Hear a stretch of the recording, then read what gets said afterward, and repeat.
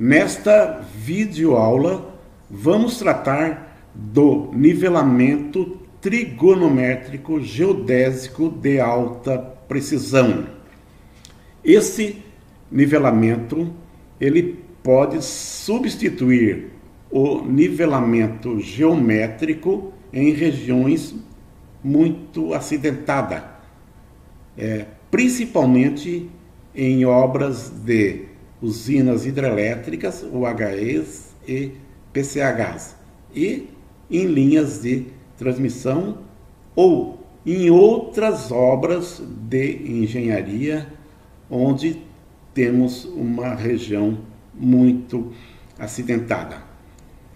Este assunto ele é pouco tratado na disciplina de geodésia ministrada nos cursos de engenharia de agrimensura, engenharia cartográfica, nos cursos técnicos de agrimensura, nos cursos de tecnologia em agrimensura e tecnologia em geoprocessamento.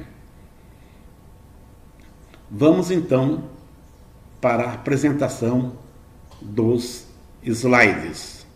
Nivelamento trigonométrico geodésico de alta precisão. As planilhas do Excel utilizadas nesta videoaula estão disponíveis para aquisição no site da revista Amira. Leia a revista Amira, a mais tradicional publicação técnica para agrimensura, leitura online e gratuita no site www.amiranet.com.br. No passado, não tão distante, alguns profissionais de topografia, ao efetuarem levantamento topográfico, só efetuavam as medidas lineares na vante. A visada de ré era usada para medição do ângulo horizontal ou zerar o equipamento. Alguns setores, saneamento, por exemplo, observavam que ocorria um erro muito grande na componente vertical, diferença de nível, quando a distância aumentava. A influência da curvatura terrestre no cálculo da distância horizontal é pequena. No entanto, no cálculo da diferença de nível é acentuada. A origem do erro é o ângulo da convergência das distâncias nadirais no centro da Terra, que é o ângulo formado entre as direções do fio de prumo, que é a vertical do lugar. Então, no encontro dessas linhas, podemos dizer também que é uma linha zênite-nadir, no encontro dessas linhas formam um ângulo. Esse ângulo é denominado de convergências das distâncias nadirais. Numa medida recíproca dos ângulos verticais, também denominadas distâncias zenitais, que é o nome técnico do ângulo vertical, o ângulo da ré, se não tivesse o efeito da curvatura terrestre e erros residuais, seria 180 menos o ângulo vertical lido na vante. No entanto, existe o efeito da esfericidade terrestre e isso não se concretiza. Então, a convergência das distâncias nadirais, também conhecida como ΔZ, como falamos, é o ângulo no centro da Terra formado pelo encontro das linhas nadirais. Direção das linhas zênite-nadir passante pelos pontos A e B da superfície terrestre. Esse ângulo representa a esfericidade da Terra e, se não for considerado, ocasiona um erro na determinação da diferença de nível entre os pontos no nivelamento trigonométrico topográfico convencional. No nivelamento trigonométrico geodésico, as distâncias zenitais, que são os ângulos verticais, são medidas nas duas posições da estação total. Para uma boa precisão, Neste nivelamento, recomenda-se as medidas do ângulo em 2 ou até mais séries nas posições direta e inversa da estação total. Então, não é necessário a determinação da convergência das distâncias nadirais. No entanto, como é um tema que não é tratado na bibliografia de geodésia, vamos mostrar. Então, a determinação de ΔZ, que é a convergência das distâncias nadirais, é dada pela fórmula ΔZ, resultado em segundos, é igual a distância elipsóidica vezes uma constante para o elipsóide de 0,02821. Sendo que, para distâncias menores que 10 km, podemos considerar distância elipsóidica igual a distância geoidal, sem cometer erro apreciável. No entanto, para distâncias maiores, nós temos que aplicar a fórmula para calcular a distância elipsóidica a partir da distância geoidal. No passado, na década de 60, 70, era muito comum o uso do telurômetro, que era um equipamento que media distâncias a partir de ondas de rádio. Alguns telurômetros, como o CA1000, fabricado na África do Sul, ele media até 33 quilômetros. O MRA3 e MRA4, fabricados na Alemanha, podiam medir até 60 quilômetros. Então aqui nós temos a fórmula para calcular a distância geoidal, que é a distância horizontal calculada por fórmula geodésica, menos a distância horizontal vezes a altitude média dividida pelo raio médio da Terra, onde o raio médio é calculado por esta expressão aqui, onde ΔZ é a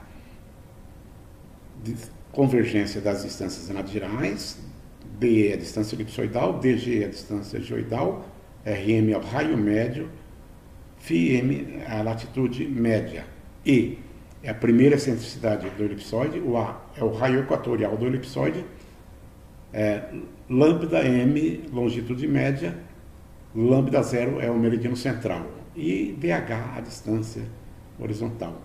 Para o elipsoide GRS 80, datum Sirgas 2000, oficial do Brasil, nós temos o A 6.378.137 e os valores da excentricidade e de UK0 para o sistema UTM, que é 0,99996.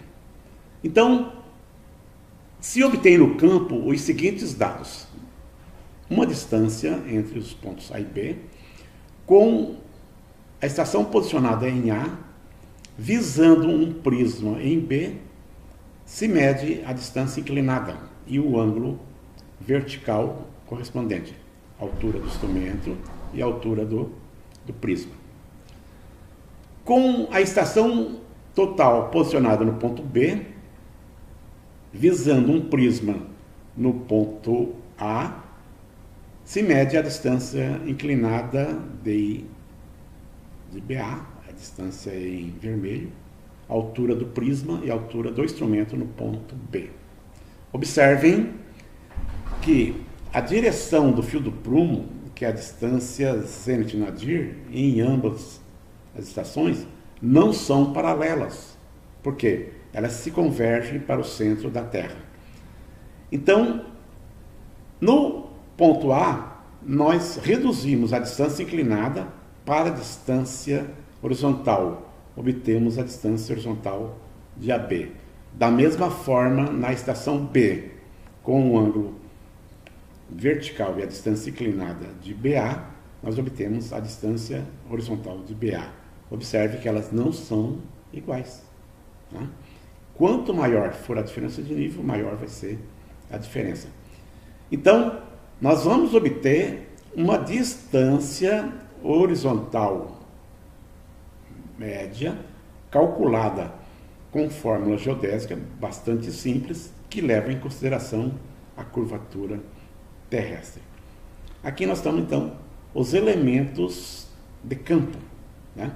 A distância inclinada, distância horizontal, altura do prisma, altura do instrumento, ângulo vertical lido, posteriormente o ângulo vertical corrigido, a distância geoidal, a distância elipsoidal e, finalmente, a distância plana, o TM. Então, a distância inclinada, ela se transforma numa distância inclinada média. A partir desta distância inclinada média, se obtém a distância horizontal. A distância horizontal, ela é rebatida no nível do geóide, obtemos a distância geoidal. A distância geoidal é rebatida na superfície do elipsoide, obtemos a distância elipsoidal. E, finalmente, através do K, que é o coeficiente de escala, nós obtemos a distância plana, o TM. Observe que ela é bem diferente da distância horizontal. Aqui nós temos as fórmulas utilizadas para redução da distância zenital ao nível do marco. Então, ângulo medido no ponto A, ângulo medido no ponto B. Aqui nós temos a fórmula para cálculo da distância horizontal a partir dos ângulos verticais reduzidos ao nível do solo e a distância horizontal média. E a fórmula para cálculo da diferença de nível. A prática tem demonstrado que uma diferença menor que 50 centímetros entre a altura do prisma no ponto A e a altura do prisma no ponto B não afeta o valor da distância inclinada. O mesmo ocorrendo com a diferença da altura do instrumento em ambas as estações. Então aqui nós temos um exemplo aplicativo, os dados de campo do vértice 1 e do vértice 2. Estes dados foram obtidos num levantamento de uma poligonal geodésica de alta precisão,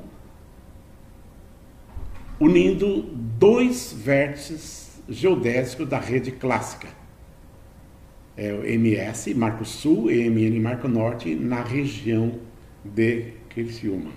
Então, o primeiro cálculo a ser feito é a redução do ângulo vertical ao nível do solo. Inicialmente, o vértice 1, aqui nós temos os dados de campo, a fórmula, os elementos da fórmula e o resultado final. Efetuamos também a redução do ângulo vertical no vértice V2. A fórmula, dados de campo e o resultado final. Efetuamos o cálculo da distância horizontal. Esta fórmula é uma fórmula geodésica e leva em consideração o efeito da esfericidade terrestre. Então, nós temos a distância horizontal precisa entre os dois pontos. E aqui nós temos a fórmula que calcula a diferença de nível. Então, levando em consideração o efeito da esfericidade terrestre, representada pela convergência das distâncias nadirais, né? Nós temos aqui, então, uma diferença de nível extremamente precisa. Né? E aqui nós temos, então, a altitude do vértice. Esta técnica é pouco utilizada na topografia. No entanto, nós podemos substituir o nivelamento geométrico em região muito acidentada, onde o excesso de pontos degrada a precisão do nivelamento. E nesse caso, nós vamos ter apenas 2 vértices, né? Então, se recomenda, para uma melhor precisão, a efetivação das medidas em 2 ou 3 séries de observações, nas posições direta e inversa da estação total. Agora, podemos ter, em algumas situações, o nivelamento trigonométrico geodésico somente na visada advante. Em alguns casos onde não temos condições de estacionar a estação total para a visada recíproca ou visada de ré. Nesse caso, nós vamos calcular o ângulo vertical da ré utilizando o cálculo do ΔZ. Então, aqui a expressão para calcular o ΔZ. Efetuamos o cálculo da distância elipsóidica a partir da distância geoidal, né? E obtemos a distância geoidal a partir da distância horizontal, utilizando a altitude média e o raio médio, que é calculado por essa expressão. Efetuamos o cálculo no exemplo dado. Então, vamos supor que naquele exemplo anterior não tivesse o ângulo vertical da ré, apenas o ângulo vertical da vante. Então, vamos efetuar o cálculo. Então, nós temos aqui os dados somente da estação A, a distância inclinada, o ângulo vertical, a altura do prisma e a altura do instrumento. E vamos determinar o ângulo vertical por cálculo na estação vante, né? Aqui efetuamos os cálculos, né? Para a altitude média, nós podemos fazer um cálculo preliminar utilizando o ângulo vertical e a distância inclinada, tá? Aí nós determinamos uma altitude preliminar, né?